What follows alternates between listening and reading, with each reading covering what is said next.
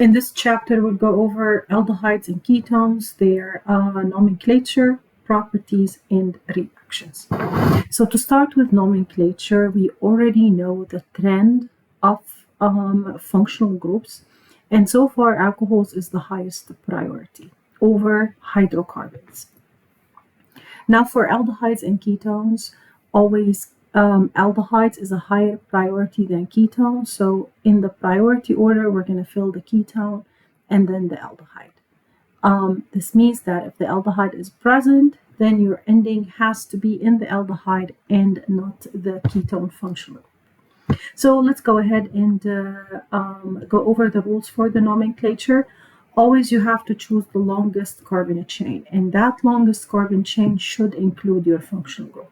So I know here that the functional group is the aldehyde. When the carbonyl is at the end, this means that you already have a hydrogen in here.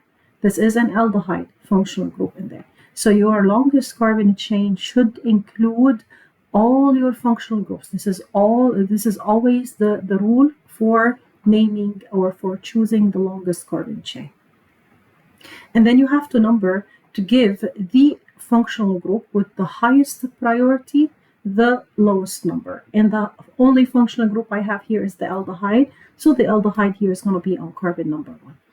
Actually, aldehydes are always, if they are the highest priority functional groups, then they are always carbon number 1. Okay, if you are working with a chain or if you're working with a cycle, and these are and it is the only functional group with the highest priority. So starting the numbering in there, 5, 6, 7, 8, 9, and 10. This is a chain of 10 carbons. So the rule says that you name your parent chain. So the parent chain here is the cane. So you go ahead and you drop the E and you replace it by an AL. Again, you cannot have two vowels that are next to each other. So dropping the E is a must. So the ending in this case is going to be decanal. And then you name the substituents as usual. Give the first substituent the lowest number after you give the functional group the lowest number. So this means that, anyways, I started numbering from here. I do have an isopropyl group in there. So that is going to be my isopropyl group. And I do have my ethyl group in here arranged in alphabetical order. E comes before the I. So the name here is going to be 3-ethyl, 2-isopropyl, and of course there will be no space between the isopropyl and the decanal. So here you go, let's put them all together, and this is going to be the name. Guys, whenever you're working with aldehydes end in a carbonyl and a hydrogen in there. So your functional group, your aldehyde functional group is the whole thing. It's not just the carbonyl, because what makes the aldehyde is actually the hydrogen and the carbonyl in there. So all of that is considered to be the aldehyde functional group. Okay. Let's have another example. And again, aldehydes are always a carbon C double bond O in there. So this means that I do have a hydrogen, but normally in skeletal, we do not show the hydrogen. So we're going to go ahead and highlight the longest carbon chain with the aldehyde carbon. Give the aldehyde carbon number 1, 3, 4, 5, 6, 7, and 8. This is a chain. This is going to, so this is a chain of 8 carbons in there. The ending is going to be octanol. And put your substituents. So on carbon number 3, I have 2 methyls in there. I have another methyl on 4 and 2 other methyls on 5. And then I do have an ethyl group on 4. E comes before the M. So I'm going to start with 4-ethyl. And then the rest of the methyl groups, and every methyl needs to get a number. So that is a 5-5. This is a pentamethyl. And then octanol. Okay. If I ask you, go ahead and draw this structure in a condensed form. So with condensed form, you guys, all what you need to do is, again, as we already know, read the structure from the left. So So I'm going to start with carbon number 8 in there. That is going to be a CH3 that is connected to 2CH2. So I'm just going to write a CH2 in there. And then you have a carbon. So that is a carbon. Now on the carbon, what I have is 2 CH3s coming off the carbon. See that? So I'm just going to open the parentheses in there and put 2 CH3s. And then next I do have a carbon in there. There's no hydrogen on carbon 4. So that is the carbon 4 in there. And I have a CH3 and an ethyl coming off that. It doesn't matter the order. You can put any order you want, the CH3 before the ethyl or the ethyl before the CH3. It's really up to you. But both are coming off this carbon. So you need to have them in parentheses. And notice how did I write the ethyl? I wrote the ethyl as a CH2CH3 because the CH2 is directly connected to the carbon. It's not a CH3CH2, so pay attention. This order is a must. You cannot switch that. Okay, and then on this carbon, it's a carbon with 2 CH3s in there. And then you have your carbon 2, it's a CH2. Now carbon 1 is your aldehyde functional group. And to represent an aldehyde functional group, aldehyde functional groups are represented as a C and an H and an O. Okay, so this means that you have an aldehyde in there. You can, if you don't want to show the hydrogen in there, if you don't want to show the hydrogen, you can do a CO. So instead of this, you can, instead of the CHO, you can go ahead and do a CO. It's not a big deal, okay? So a CO is a carbonyl indefinitely. This carbon over here has 3 bonds, so it needs an additional bond to be 4, so definitely there is a hydrogen in there. So whether you write it as a CO or a CHO, this is the aldehyde representation. Guys, it's very important. Do not write it as a COH because a COH is an alcohol. So please pay attention to that. So as we said, aldehydes are always carbon number 1, whether they are on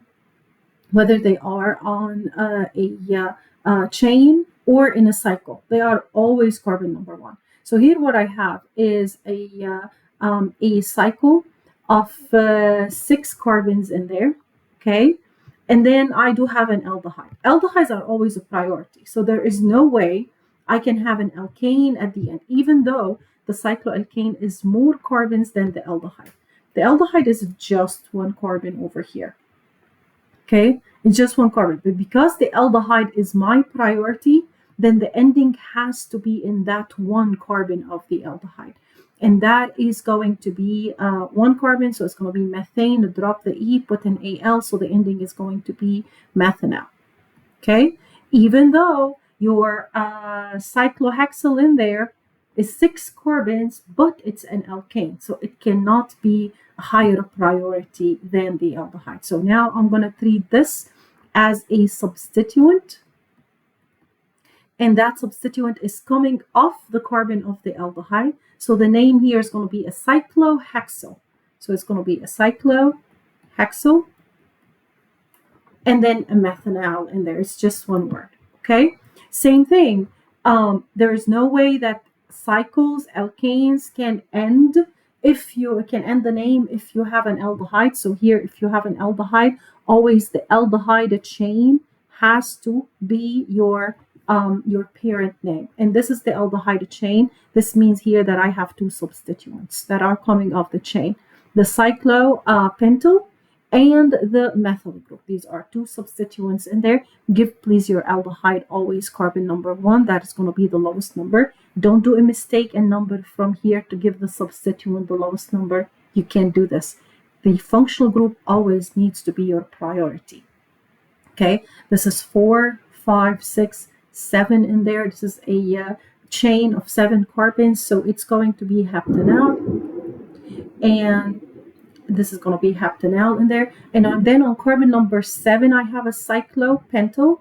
And then I have a methyl group on 6. So I'm going to arrange in alphabetical order, and then it's going to be 7 cyclopentyl, 6 methyl. Okay, and then it's going to be heptanol in there. Okay. Now, aldehydes are also named as common names. And if you are naming aldehyde as a common, then you are going to end in aldehyde, in the word aldehyde. So aldehydes are named as IUPAC, ending in AL, and they are named as common, and the name will end in an aldehyde. So all what you need to do to name as let's go ahead and name it as a common.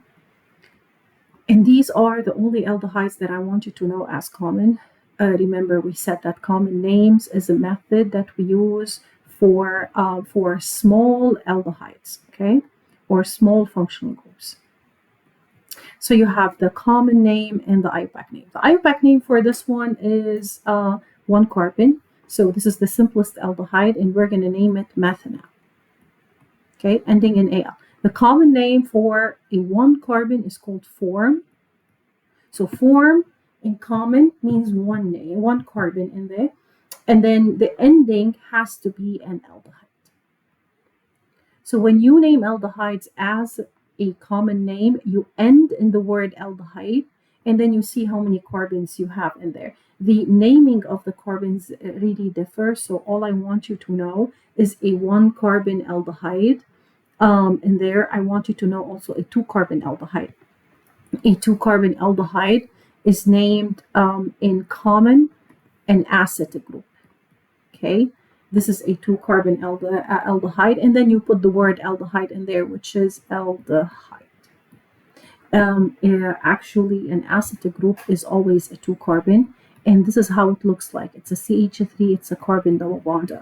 So that is called an acid group whenever we are naming it as common, and you have to know it, okay? The ending of the aldehyde in there is just indicating that next to the carbonyl, I do have hydrogen. The IUPAC for this one is, as usual, 2 carbons, so it's going to be ethanol, okay? For this aldehyde here, it's a benzene connected to a carbon. And that carbon normally that points out of the benzene, this carbon is called a benzylic carbon in there.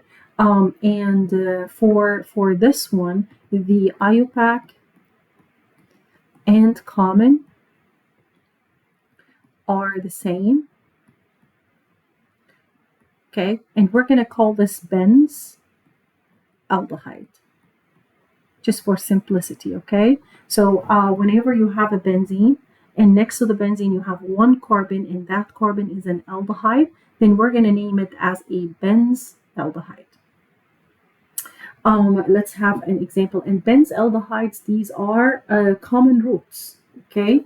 Whenever you have a benzene, after all, it's a benzene. So we're going to go by the same rule that we already learned in the previous chapter in there. Between the bromine and the carbonyl of the aldehyde, that is the highest priority. So now your common root is a benz aldehyde in this case. And the bromine is going to be a substituent, and they are on 1,3, which is the meta position.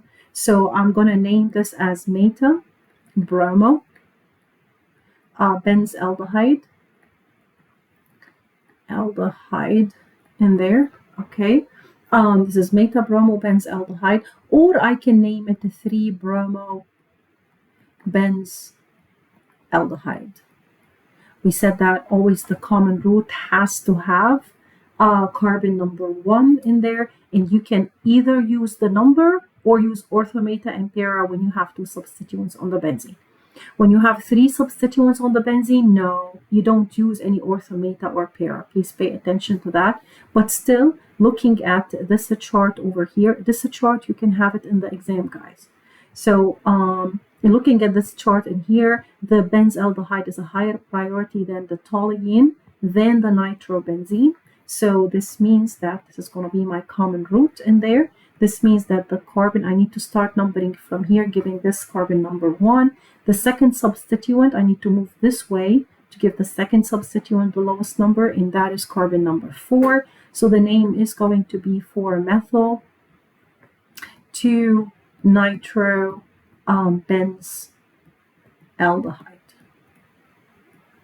Okay, now let's say, for example, if you have other functional groups in there with the structure. So if I have an OH in there, with the aldehyde. I know that when I am working with benzylaldehydes have a higher priority than phenols. So what should I name the OH? The OH is simply named as a hydroxy. Okay, it's named as a hydroxy. So the name for this one, I'm going to start numbering from the aldehyde. That's going to be carbon 1, carbon 2, and then 3 and 4.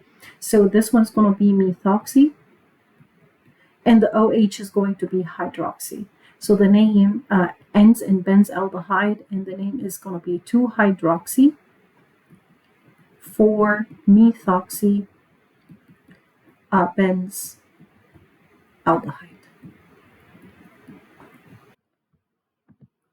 To name ketones, it's the same thing. Ketones also can be named as IUPAC and common. So let's start with the IUPAC in there. So you have to name the alkane chain, the longest alkane chain that contains the carbonyl of the ketone, and then the ending is going to be an O and E.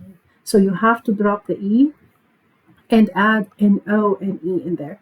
Now we know that ketone functional group is the carbonyl, it's the carbon double bond O. Ketones are different than aldehydes because ketones, they have odd groups. They can either be the same or different, it doesn't matter, but two odd groups around the carbonyl. So your functional group for the ketone is the carbonyl in there, and I represent it by a CO whenever you want to write it in a condensed form. So the carbonyl needs to get the lowest number, but because of the position of the carbonyl in the general structure, the carbonyl of the ketone can never be carbon number 1 in a chain, but it can be in a cycle. Okay, so if I want to name a ketone chain, then I have to choose the carbon chain that contains or includes the carbonyl in there. And I want to give the carbonyl the lowest number, so I have to start numbering from the side to give the carbonyl the lowest number. This is 4, this is 5, and this is 6. This is a chain of 6 carbons. It's a hexane. So what I'm going to do is drop the E and add O and E.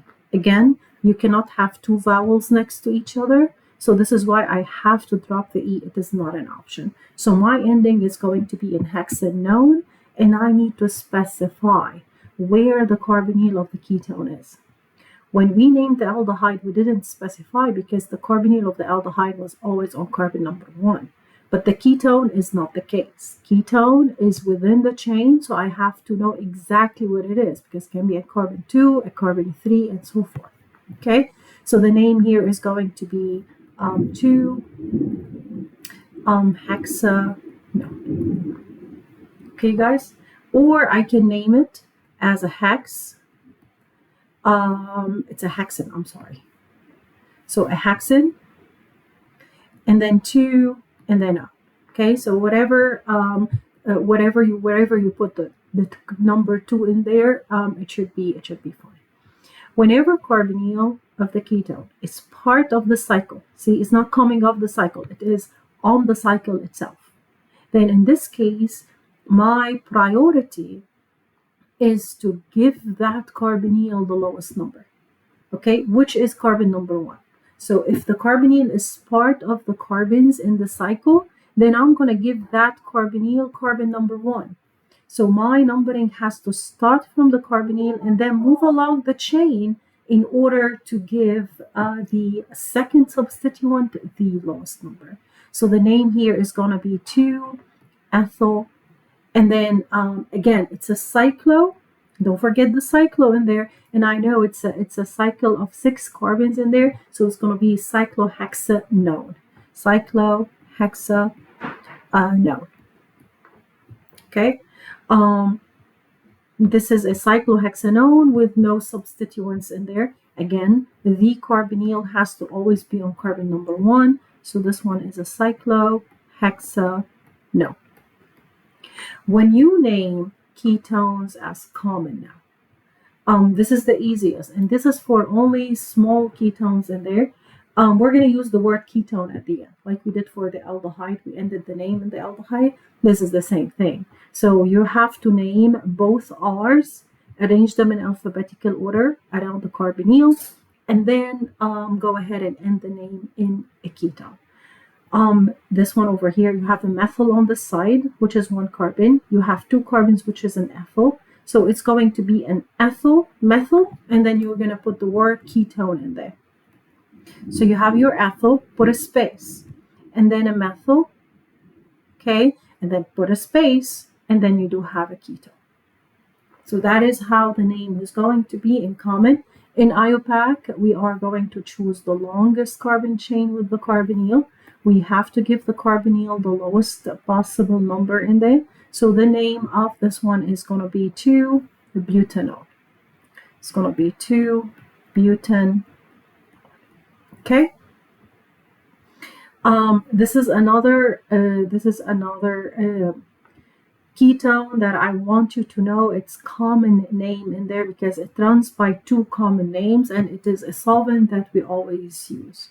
So to name this one, I can name it in common as, you have a methyl here and a methyl there. The methyls are the same. So I'm going to use the prefix di to combine the methyls. So it's going to be a dimethyl and then space and a ketone. This is one common name. Another common name for this one, since it's made up of 3 carbons in there, I'm sure you've all heard of acetone. Okay, this is the same acetone that we use as a nail polish in there. And that acetone is actually a great solvent for a lot of organic compounds. So this is acetone. Acetone is a dimethyl ketone. And both are common names. These are common names for the IUPAC name. For the IUPAC name 2-propanone. Okay, so the IUPAC name is 2-propanone in there. This is 1, this is 2, and this is 3.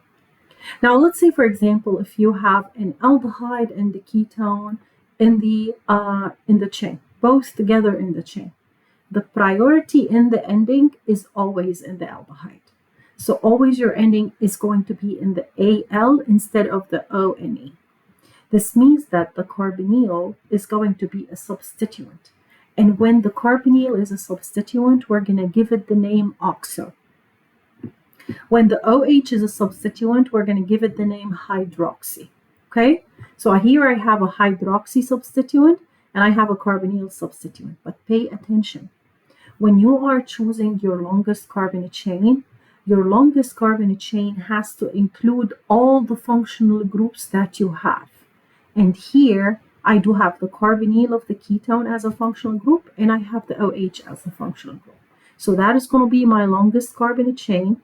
I need to start numbering from the aldehyde. I have no option in there. So this is why this is going to be carbon number 1, 2, 3. My carbonyl of the ketone is on 4. This is the OH on 8, this is 9, and this is 10. So my ending is going to be a 10 carbonyl chain. A 10 carbonyl chain is a decane. Drop the E, put an AL, so the ending is decanal. Okay? And then I don't have to say 1 decanal because the double bond of the aldehyde is always on carbon number 1. But now I need to specify my substituents. Where are they on the chain? So I do have on 4, I have an oxo, and then 8, I have a hydroxy. Arrange in alphabetical order, you guys. The hydroxy comes first. So I have 8 hydroxy, 4 oxo, and then, of course, you don't leave a space between the oxo and the decanal. Normally, with common names, we leave a space, but with the IUPAC, we don't. So that is going to be decanal in there. Okay, so that is going to be the final name. Let's have another example over here. Again, you're going to choose the longest carbonyl chain. Now pay attention. I do have here 2 functional groups. My long carbonyl chain has to include all the functional groups. Even though it's a shorter chain, I don't care. It has to include all the functional groups. So I do have, I'm going to start from this carbon. I do have my carbonyl of the aldehyde and then the carbonyl of the ketone. Notice I didn't go the other way, although this other way here has more carbons. But I don't care about that. I only care about my functional groups being included in the long carbon chain. That means that I have all this group here, which is made up of 1, 2, 3, and 4 carbons. So that is going to be a butyl group, and that is going to be a substituent coming off that main chain. I need to start numbering from the carbonyl of the aldehyde, and this is 2, this is a 3, this is 4, and this is 5, and this is 6. So on 5, I do have an oxo in there, and on 3, I have a butyl. So arrange in alphabetical order, and that is going to be 3 butyl, 5 oxo, and then hexa. Now,